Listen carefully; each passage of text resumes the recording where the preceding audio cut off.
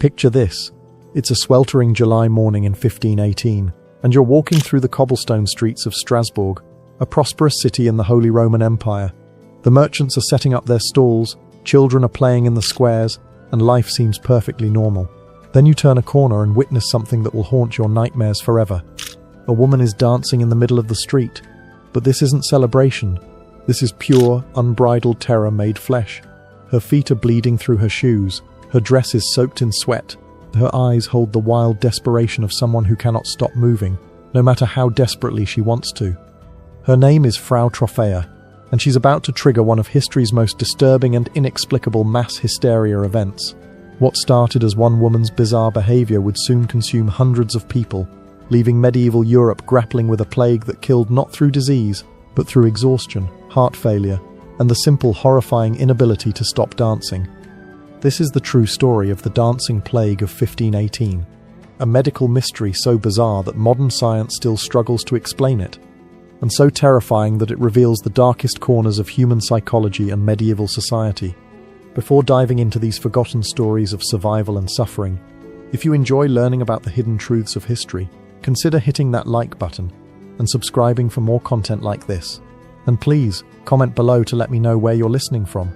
I find it incredible that we're exploring these ancient stories together, from different parts of the world, connected across time and space by our shared curiosity about the past. Frau Trophäa stepped into the narrow street outside her home on July 14, 1518, and began to dance. But calling it dancing is almost insulting to the word. This was something far more disturbing, a violent, uncontrolled thrashing that seemed to possess her entire body. Witnesses described her movements as jerky and wild, like a marionette being controlled by a drunk puppet master. Her arms flailed in directions that seemed to have no purpose, no rhythm, no connection to any dance anyone had ever seen. Her legs kicked and stamped with such force that chunks of stone began chipping away from the cobblestones beneath her feet. But here's what made it truly terrifying. She couldn't stop.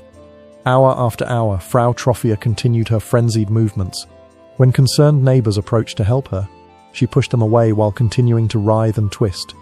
When they offered her water, she would try to drink while still moving, spilling most of it down her chin and dress. As the sun reached its peak and the July heat became unbearable, Frau Trophäa's condition only intensified. Sweat poured from her body, staining her clothes and creating dark puddles on the street around her. Her breathing became labored and desperate, but still, she could not stop. The most disturbing detail comes from witness accounts. Frau Trophäa was clearly trying to stop. Her face showed absolute terror and exhaustion. She would occasionally cry out in German, begging for help, pleading with God to make it stop. But her body refused to obey her mind. She had become a prisoner in her own flesh, forced to watch helplessly as her limbs continued their relentless, purposeless motion. By evening, a crowd had gathered. Some thought she was possessed by demons. Others believed she had been cursed by a witch. A few suggested she had eaten ergot-contaminated bread, causing hallucinations and convulsions. But no one had an explanation for why she simply could not stop dancing. Night fell, and still Frau Trophäa danced. Street lamps and torches were lit to illuminate her continuing ordeal. Concerned citizens took shifts watching over her, bringing blankets when she shivered while still dancing, offering food she couldn't eat while still dancing, and praying for her soul while she writhed in what appeared to be her own personal hell.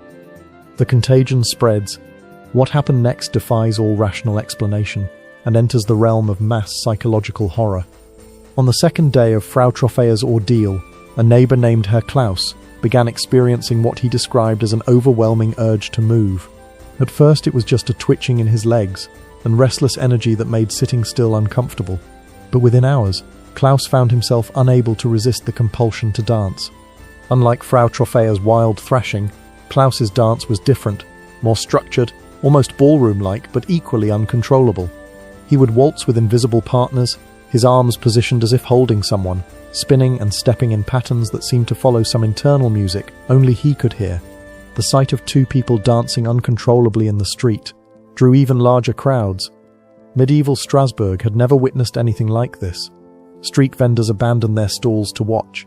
Priests rushed from the cathedral to witness what many believed was either a miracle or the work of Satan himself. But the real horror was just beginning. By the third day, 6 more people had joined the dance. By the end of the first week, over 30 residents of Strasbourg were trapped in this hellish, involuntary ballet. Each new dancer brought their own variation of the curse. Some moved like Frau Trophea, wild and violent. Others swayed and spun like Klaus.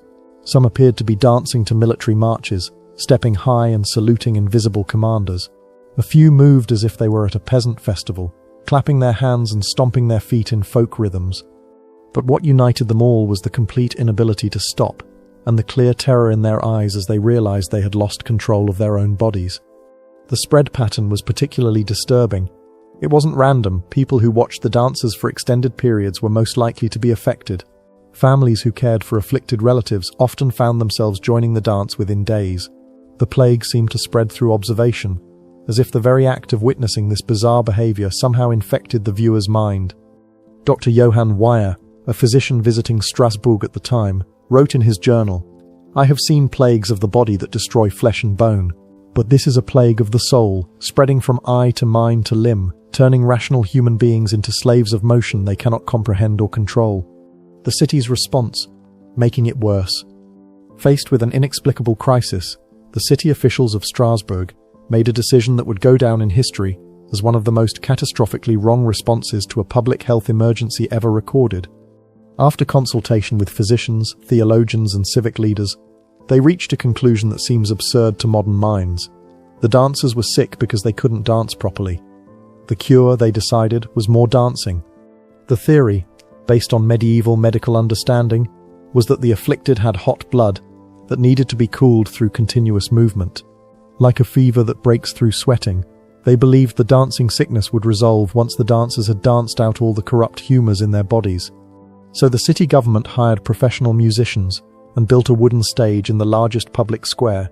They brought in healthy volunteers to dance with the afflicted, believing that proper dancing partners might help regulate the chaotic movements. They even paid for professional dancers to come from neighbouring towns to demonstrate correct dancing techniques. The result was absolute disaster. The addition of music seemed to intensify the dancers' compulsions. Where before they had moved in silence to their own internal rhythms, now they were driven to match the external beat. Their movements became more violent, more coordinated, and far more dangerous. The professional dancers who came to help found themselves unable to leave the stage. One by one, they were drawn into the same uncontrollable state as the original victims. What had been intended as treatment became recruitment for the plague. The wooden stage, meant to contain the dancing to one area, instead became a focal point that drew even more spectators. The larger audiences led to more infections. The professional quality music, audible throughout the city, seemed to trigger the dancing compulsion in people who had never even seen the afflicted. Within days of implementing this cure, the number of active dancers had swollen from 30 to over 100. The city square became a scene from Dante's Inferno. Dozens of people trapped in uncontrollable motion, surrounded by musicians who couldn't stop playing lest the dancers become even more violent, watched by crowds who risked infection simply by observing. Contemporary accounts describe the scene as hell opened upon earth. The sound of 100 pairs of feet stamping on wooden platforms, accompanied by frantic music and the occasional scream of exhaustion or pain, could be heard throughout Strasbourg both day and night. The death toll mounts. What had begun as a bizarre curiosity quickly became a genuine public health catastrophe. The human body, it turns out, is not designed for continuous, uncontrolled movement for days on end. The first death occurred on the 7th day of the plague. Frau Trophea, the original dancer, collapsed mid-spin and never regained consciousness. The official cause of death was listed as exhaustion of the heart, but witnesses described something far more disturbing. According to those present, Frau Trophea didn't simply fall down, she danced herself to death. Her final movements became increasingly erratic and desperate, as if she were fighting against invisible chains. Her breathing became so laboured that she could barely get air between the violent jerks and spasms of her body. When she finally collapsed, her limbs continued twitching for several minutes, as if the compulsion to dance was stronger than life itself. But Frau Trophea was just the beginning. Medical records from Strasbourg describe a litany of deaths that read like a medieval horror story. Some dancers died from heart failure, their organs simply unable to sustain the continuous exertion. Others succumbed to strokes, their brains starved of blood as their bodies diverted all energy to the endless motion. Perhaps most disturbing were those who died from what medieval physicians called exhaustion of the soul. These dancers simply seemed to give up. They would continue moving, but their eyes would go blank, their faces would lose all expression, and they would dance until their bodies mechanically shut down like broken clockwork. The dancers couldn't eat properly because they couldn't stay still long enough to consume a full meal. They couldn't sleep because the compulsion to move persisted even when they were exhausted. They couldn't drink adequately because swallowing while in constant motion led to choking and vomiting. Dr. Paracelsus, who arrived in Strasbourg during the height of the plague, documented the physical deterioration in gruesome detail. He wrote of dancers whose feet had worn down to bloody stumps, whose joints had dislocated from the repetitive motions, whose muscles had essentially consumed themselves from the inside out. Some dancers developed what he called the dance fever. Their body temperature would spike to dangerous levels from the constant exertion, causing delirium and hallucinations that made their movements even more violent and unpredictable. By the end of July 1518, the death toll had reached dozens, with hundreds more afflicted and showing no signs of recovery. The city was running out of healthy citizens to care for the sick, and the economy had essentially ground to a halt as businesses closed and people fled to neighboring towns. Theories and explanations? Medieval versus modern? The dancing plague of 1518 left medieval society scrambling for explanations, and their theories reveal as much about 16th century psychology as they do about the plague itself. The most popular explanation among religious authorities was demonic possession. They pointed to the dancers' inability to stop when presented with holy relics, their apparent imperviousness to prayer, and the way the condition spread among observers as evidence of supernatural influence. Father Heinrich Kramer, author of the notorious Malleus Maleficarum, The Hammer of Witches, personally investigated the Strasbourg outbreak. He concluded that the dancers were victims of a coordinated curse cast by a coven of witches intent on destroying Christian society. His recommendation was mass trials and executions of suspected witches, a solution the city wisely rejected. Medical authorities of the time favored the hot blood theory mentioned earlier, but they also considered ergot poisoning from contaminated rye bread. Ergot contains compounds similar to LSD and can cause convulsions, hallucinations, and uncontrolled movements. However, this theory couldn't explain why the condition spread through observation rather than consumption of the same food source. Some physicians proposed melancholia, a medieval diagnosis roughly equivalent to severe depression, suggesting that the dancers were expressing suicidal thoughts through self-destructive motion. They noted that many of the afflicted came from the poorest sections of Strasbourg and had recently experienced significant hardships. Astrological explanations were also popular. The year 1518 had seen several unusual celestial events, including a particularly bright appearance of what we now know was Halley's Comet. Astrologers argued that these cosmic disturbances had created an evil influence that manifested as the dancing plague. Modern medical and psychological theories are far more sophisticated, but equally disturbing in their implications. The leading contemporary explanation is mass psychogenic illness, essentially a collective psychological breakdown triggered by extreme social stress. Strasbourg in 1518 was suffering from famine, disease, and political instability. The dancing plague may have been a community-wide psychological response to unbearable living conditions. This theory is supported by the fact that most dancers came from the poorest neighborhoods, had recently experienced personal tragedies, and that the condition spread through observation, all classic characteristics of mass hysteria events. However, some modern researchers argue for a neurological explanation. They point to cases of encephalitis lethargica, sleeping sickness, that can cause compulsive movement disorders. A viral infection affecting the brain's motor control centers could theoretically cause the symptoms observed in Strasbourg. Even more intriguing is the possibility of an early form of what we now call conversion disorder, a condition where psychological trauma manifests as physical symptoms. The dancers may have been unconsciously expressing their desperation and hopelessness through the only form of expression available to them, movement. But perhaps the most unsettling modern theory is that the dancing plague was an early example of social contagion, the way behaviors, emotions, and ideas can spread through populations like infectious diseases. In our hyper-connected modern world, we see similar phenomena in everything from viral social media challenges to mass shootings to conspiracy theories. The dancing plague of 1518 might have been humanity's first recorded example of an idea becoming literally contagious, spreading from mind to mind and manifesting as physical compulsion. The end of the dance. The dancing plague finally ended, not through medical intervention or religious exorcism, but through what might be the most bizarre prescription in medical history, a pilgrimage to a shrine dedicated to a saint who was believed to control dancing. By early August 1518, with the death toll mounting and the city's economy in collapse, the authorities abandoned all their previous strategies. Instead, they organized a mass pilgrimage to the shrine of Saint Vitus in the nearby town of Hohenstein. Saint Vitus was a peculiar choice for a cure. He was the patron saint of dancers and actors, but also Minos, crucially the saint invoked to cure Saint Vitus's dance, a medieval term for what we now know as Huntington's disease and other neurological disorders causing involuntary movements. The logistics of moving over 400 uncontrollably dancing people on a pilgrimage were staggering. The city hired dozens of carts and wagons, along with enough healthy citizens to physically restrain the dancers during transport. The procession that left Strasbourg on August 3, 1518, was unlike anything Europe had ever seen.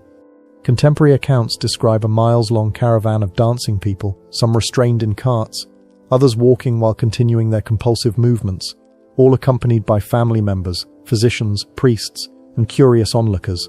The sound of the procession, hundreds of people in various stages of uncontrolled motion, accompanied by prayers, weeping, and the creaking of wooden wheels, could be heard from miles away. What happened at the shrine defies rational explanation, even by medieval standards.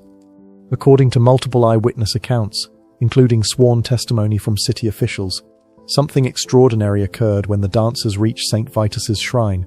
As each dancer was brought before the altar and blessed by the resident priests, their movements gradually slowed and eventually stopped. The recovery wasn't instant or dramatic. Most dancers didn't suddenly collapse or immediately return to normal. Instead, their movements became less frantic, then less frequent, then finally ceased altogether over the course of several hours. Dr. Johann Weyer, who had followed the pilgrimage to document the outcome, wrote, "I have seen many things in my practice that challenge understanding, but I have never witnessed so clear a demonstration of the power of faith over flesh.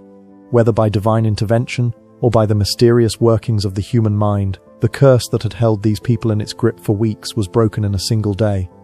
By evening on August 4, 1518, fewer than a dozen dancers remained active. By the next morning, the dancing plague of 1518 was over. The aftermath and legacy, the immediate aftermath of the dancing plague, was almost as surreal as the event itself. Hundreds of people who had been trapped in uncontrolled motion for weeks suddenly found themselves free, but they were not the same people who had begun dancing in July. Many of the survivors suffered what we would now recognize as severe PTSD. Having lost weeks of their lives to a compulsion they couldn't understand or control, they experienced nightmares, depression, and an intense fear of music or any rhythmic sounds. Some former dancers became reclusive, terrified that exposure to certain stimuli might trigger a relapse. The physical damage was equally severe. Months of uncontrolled movement had left many survivors with permanent disabilities. Joint problems, muscle damage, and cardiovascular issues plagued the former dancers for the rest of their lives. Several never fully recovered their ability to walk normally. Perhaps most disturbing were the psychological scars. Many survivors reported feeling like they had lost their sense of self during the dancing plague. They described feeling like passengers in their own bodies, conscious and aware but unable to control their actions. This sense of lost agency had profound effects on their ability to trust their own minds and bodies afterward. The city of Strasbourg itself was traumatized. For years afterward, public dancing was banned except for specific religious festivals.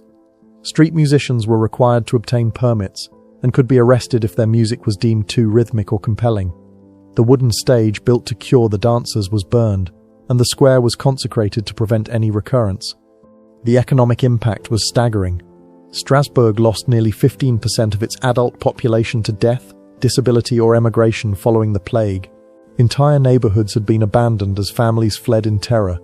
It took over a decade for the city to fully recover its pre-plague prosperity. But perhaps the most lasting impact was on the collective memory of medieval Europe. Word of the dancing plague spread throughout the continent, inspiring fear, fascination, and copycat outbreaks.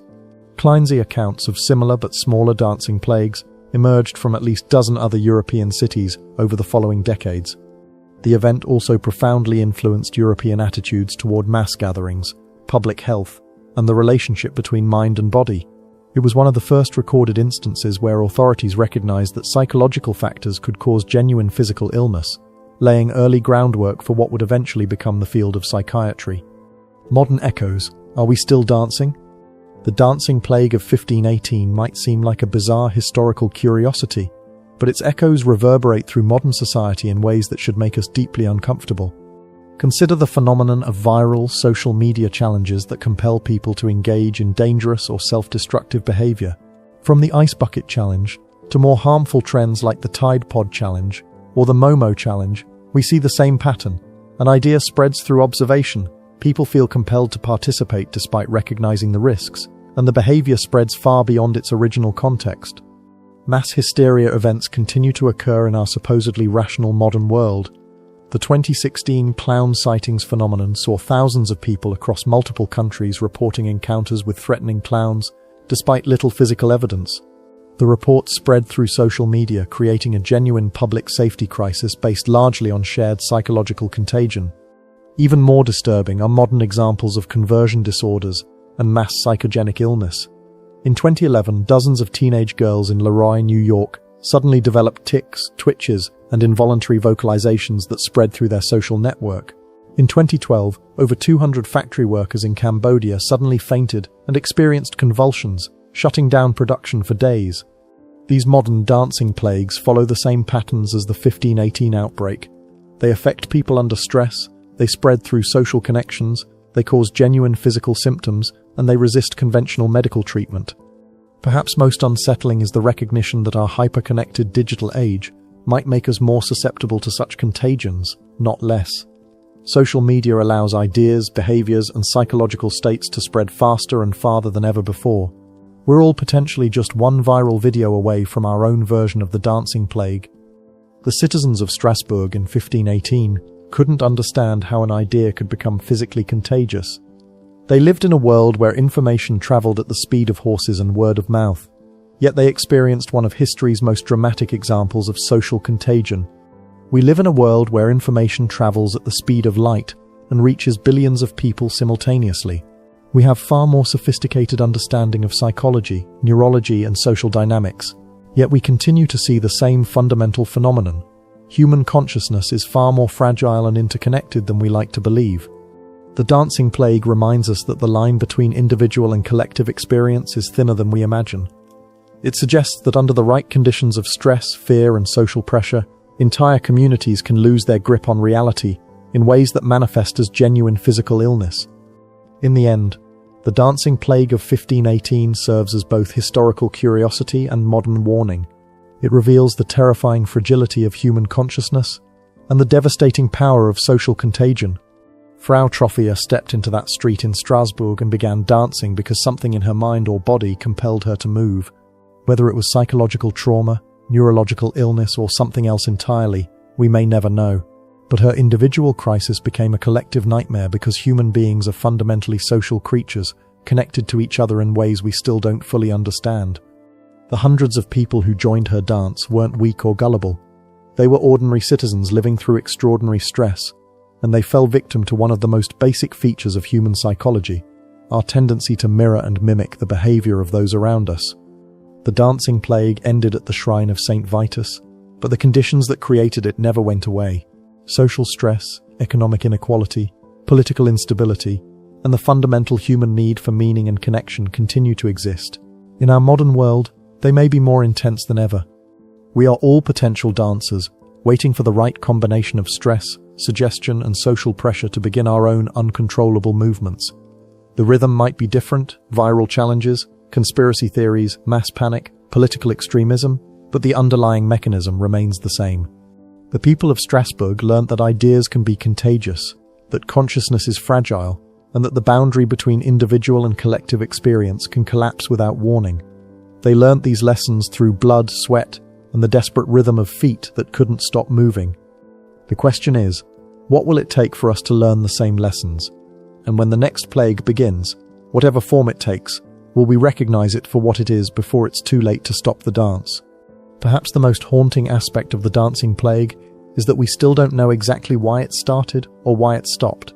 500 years later, with all our scientific knowledge and technological sophistication, the events of 1518 remain fundamentally mysterious. This suggests something profound and unsettling about human nature. There are aspects of our collective psychology that we still don't understand. forces that can compel us to behave in ways that defy rational explanation, contagions of the mind that spread faster than any virus and prove just as deadly. The dancers of Strasbourg are long dead, but their story lives on as a reminder that we are not as rational, individual, or in control as we like to believe. We are social creatures, vulnerable to the same psychological contagions that turned a prosperous medieval city into a scene from hell. And somewhere, in some stressed community facing unbearable pressures, the next dance may already be beginning.